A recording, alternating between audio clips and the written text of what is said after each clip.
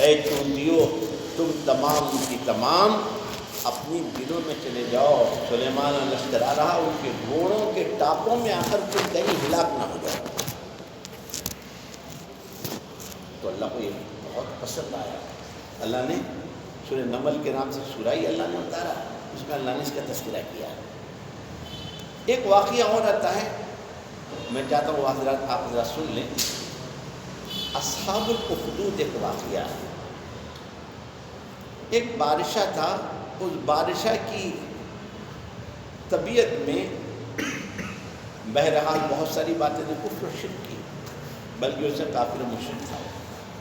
اس کے بعد ایک جادوگر تھا۔ وہ جادوگر عام طور سے آپ لوگ جانتے ہیں سچی بات تو کرتے نہیں، ہمیشہ دھوکے بازی کی باتیں کرتے ہیں، دکھاتے کچھ ہیں اندر ہوتا کچھ ہے۔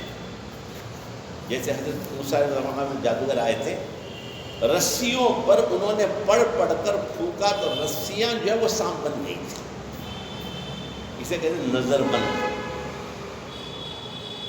حقیقت میں وہ سانپ نہیں تھے، رسیوں کو انہوں نے سانپ بنایا تھا۔ موسیٰ علیہ السلام ڈالا تو یہ اصل تھا۔ اس عصے نے لکھا ہے پہلی مرتبہ موسیٰ نے دیکھا تو جبڑا اس کا زمین پر تھا اور دوسرا جبڑا آسمان کو لگ رہا تھا۔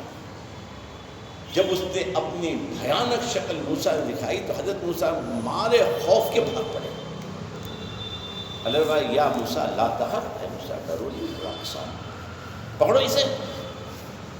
تو موسیٰ علیہ السلام پکڑنے کے لیے اپنے ہاتھ میں کوئی کپڑا تھا، کپڑے کو ساتھ لے کر پکڑنا چاہتا، اللہ نے کپڑا ہٹاؤ، ایسے ہی پکڑو۔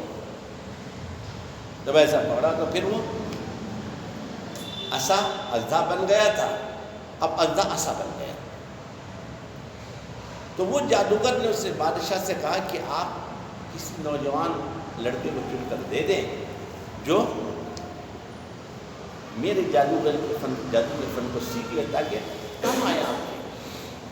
تو اس نے اپنے وزیر کے بچوں میں سے بچے کو چن کر اس کے حوالے کیا، تو جادوگر اسے لے گیا، لے جا کر اسے جادو سکھانے لگا۔ مگر یہ سیکھنے کے لیے بچہ جو جاتا روزانہ، جاتا واپس آتا، جاتا واپس آتا، راستے میں ایک راہب کا گھر تھا یا اس کا عبادت خانہ تھا۔ تو جاتے جاتے دیکھا تو اسے وہ راہب کھڑتا نظر آتا تو اسے اچھا لگا، اس سے جا کر ملنے لگا، اس سے دین کی باتیں سیکھتے سیکھتے یہ ایمان والا ہو گیا۔ کیا ہو گیا؟ چاہے ایمان والا، وہاں جادو سیکھتا، یہاں ایمان سیکھتا۔ اب وہاں جانے میں دیر ہوتی، جادوگر کے پاس کہہ دیتا کہ نکلنے میں دیر ہوگی، واپس آنے میں دیر ہوتی، بادشاہ کو کہہ دیتا کہ اس سے بھیجنے میں دیر کر دی۔ اب بیچ میں یہ قصہ چلتا رہا۔ اللہ پاک نے اسے ایک مقام دیا۔ مقام کیا کہ جب کسی اندھے پر وہ ہاتھ پھیرتا، یہ کسی لنگڑے کے بدن پر ہاتھ پھیرتا تو اچھا ہو جاتا۔ تو ایک عورت تھی، بادشاہ کے دربار میں رہا کرتی تھی، اس کا ایک مرد تھا۔ تو بہرحال وہ لنگڑا تھا، دیکھا کہ بڑے آرام سے چل رہا، تو بادشاہ نے تو لنگڑا تھا کیا ایسا ہوا ہے؟ ان نے کہا کہ تمہارے مصاحب کا بیٹا جس نے جادو سیکھ لیا ہے اس کی وجہ سے ہوا۔ راحت نے بتایا کہ دیکھ بادشاہ ہے بڑا ظالم، تو میرا اظہار اس کے آگے نہ کرنا ورنہ پھر تیرے لیے مشکل ہو جائے گا۔ اس نے چھپایا، مگر اب یہ بات ظاہر ہو گئی تو بادشاہ نے بلا کر پوچھا کہ تجھے کمال کیسے حاصل ہوا؟ بادشاہ نے جادو سے عمل کر دیا، مگر وہ عمل اس نے ایمان کی بنیاد پر دعا، صاحب دعا بن گیا۔ تو بہرحال اب بادشاہ کو پتہ چل گیا کہ یہ ایمان والا ہو چکا ہے۔ تو بادشاہ خاموش رہا۔ ایک مرتبہ اب یہ جب گیا تو رات میں بہت بڑا اژدھا آ کے بیٹھ گیا تھا۔ اژدھا تو اب اس کے دل میں بھی تجدد تھا کہ یہ صحیح ہے کہ وہ صحیح. سکھ تو ایمان لیا، یہ صحیح کہ وہ صحیح. دل میں بات آئے کہ دیکھو آزمانے کا وقت ہے. ہاتھ میں کنکر لیا اور پھینکا اندھے کی طرف. یا اللہ اگر یہ اندھا میرے اس کنکر سے مر جائے تو پھر وہ راہب صحیح ہے، نہ مرے تو جادوگر صحیح ہے. کنکر اس نے جیسے پھینکا وہ اندھا مر گیا جو لوگوں کو تکلیف پہنچا رہا تھا. وہ تو سمجھ گیا کہ یہ اس پر جم گیا. اللہ پاک نے اس کی وجہ سے کئی بیماروں کا اچھا کیا. تو بارش چلا ملی تو بارش نے بلا کر پوچھا تو اس نے اپنے ایمان کا اظہار کیا. ایمان کے اظہار کے بعد اب وہ راہب کو پکڑ قتل کروا دیا بارش نے، کیونکہ بے ایمان تھا. قتل کروا دیا. تو اب یہ لڑکا جو فتنہ بن گیا بادشاہ کی نگاہ میں کہ لوگ اس کے ایمان میں داخل ہو رہے تھے، کہا اسے لے جا کر پہاڑ سے گرا دو. جو لوگ پہاڑ سے گرانے گئے تھے اسے، وہ گرانے والے پہاڑ سے گر گئے مگر واپس آ گئے. اچھا تو آ گیا؟ ہاں. کیسے؟ اس نے یوں کہا اللہ نے بچا لیا. تو بارش کا آگ سلگاؤ، اسے ڈال دو. جو لوگ آگ سلگا کر اس پہ ڈالے تھے، سلگانے والے اس میں جل کے مر گئے مگر یہ بچ کے چلا ہے. پانی میں ڈبا دو. کشتی میں لے گئے، بیچ سمندر میں ڈبانا چاہا تو جو ڈبانے لے تھے وہ ڈب گئے واپس آ گئے.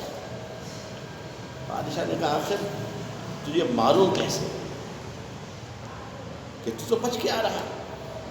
اور اس طرح مذہب چھوڑ کر لوگ ایمان میں داخل ہو رہے ہیں. تو کہا کہ بس ایک طریقہ مارنے کا، ساری بستی کو جمع کرو، سارے ملک کو جمع کرو. جمع کر کے مجھے کیا کرو، آپ سب کے بیچ کھڑا دو اور کھڑا کے ایک خنجر لو اور خنجر پھینکو میری طرف پر. یہ کہو کہ بسم اللہ، یعنی یہ بسم اللہ کہہ کر، بسم اللہ کہہ کر خنجر پھینک کر مارو. بسم اللہ رب الغلام، کہ اللہ کا نام لے کر جو رب کا غلام ہے، یہ کہہ کر مارو تو مر جاؤ. اس پر بادشاہ نے کہا کہ اچھی طرح کھیرے مر جائیں. ساری بستی جمع ہو گئی، روم جمع ہو گیا. اور بادشاہ جب پھینکوا کر اسے وہ خنجر پھینکا تو ظاہر بات ہے وہ مر گیا. اور مر کر مرتے ہی تمام کے تمام جو لوگ آئے تھے انہوں نے کہا کہ آمنا برب الغلام، آمنا برب الغلام، ہم ایمان لاتے ہیں اس غلام کے رب پر. اس طرح پورا وہ علاقہ ایمان والا ہو گیا. تو اس سے اپنی جان دے دی مگر ہزاروں کو ایمان دنیا سے دے کے گیا. تو دوستو دائی کی زندگی ایسی ہوتی ہے کہ وہ دعوت بھی دے، عمل بھی کرے، اس کی زندگی اوروں کے لیے نمونہ. اس لیے حضور صلی اللہ علیہ وسلم نے فرمایا سراج منیرہ، آپ روشن چراغ ہیں. یہ نہیں کہا کہ سورج ہے، حالانکہ سورج روشنی میں سورج چاند سے بہت زیادہ، سورج سے بہت زیادہ ہے. چراغ سے سورج بہت زیادہ ہے. اللہ نے کیا کہا؟ روشن چراغ. کیا مطلب؟ کہ ایک چراغ ہزاروں چراغوں کو سلگا سکتا ہے مگر ایک سورج دوسرا سورج تیار نہیں کر سکتا. مانا وہ چراغ سے بہت زیادہ روشن. اللہ نے حضور کہا روشن چراغ. تو ہم بھی میرے بھائیوں اللہ کے دین کی محنت کر کے اپنا آپ کو روشن چراغ بنا لیں. ہمارے ذریعے اللہ کے کچھ بندے اور بندیاں لگ جائیں. ان تمام کی دیکھو دائی کا آخر بات کہنا، دائی کا اعمال نامہ کبھی ختم نہیں ہوتا. عابد کا اس کے مرنے کے بعد ختم ہو جاتا ہے. وہ مرا عمل آتا.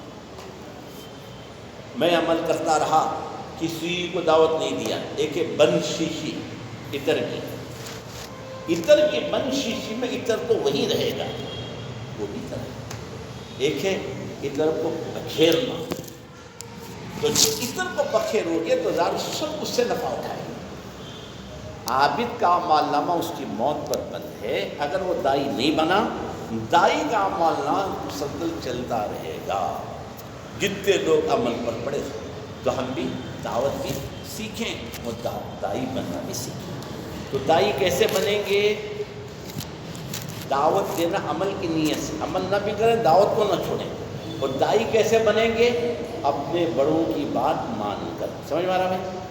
جیسے حضور اقدس صلی اللہ علیہ وسلم نے صحابہ سے کہا کہ جاؤ، تو صحابہ دنیا پھیل گئی، نہیں کہا عیسیٰ علیہ السلام کی امت کی طرح ہمیں وہ علاقے کی زبان نہیں آتی، کہ کیا کریں گے کیا کریں گے کیا کریں گے. صحابہ نے اف نہیں کیا، یہاں بھیجا چلے گئے، جس سے جوڑا جڑ گئے. آخر بات یہ بھی آپ نے فرمایا کہ آؤ بیعت کریں، آؤ بیعت کریں. عجیب جملہ ہے یہ، حدیث میں ہے تو صحابہ آؤ بیعت کریں. اللہ کے نبی کس پر؟ ہمارا جی چاہے تب بھی دین کا کام کرے، جینا چاہے تب بھی دین کا کام کرے. یہ صحابہ کی شان ہے. اللہ پاک حالات بہرحال دعوت پر موجودہ زمانے میں ہیں، مگر ہم کام کو نہیں چھوڑیں. اسی کام سے اللہ نے ہمیں بہت کچھ دیا ہے. ہماری زندگی رخ بدلا اس کام کو چھوڑنا. یوں فرمایا کہ آدمی جب کام چھوڑتا ہے تو ناکارہ نکمہ ہو جاتا ہے. دعوت چھوڑ دے تو پھر دعوت کو چھوڑنا آدمی کو کئی چیزوں سے زندگی نکالتے ہیں. تو بھائی اب 3 دن کی جماعتیں جا رہی، ایک جماعت ہمارے محلے سے جا کر آ گئی. اگلا جمعہ ہفتہ اتوار بولو 3 دن کے لیے کون تیار؟ بس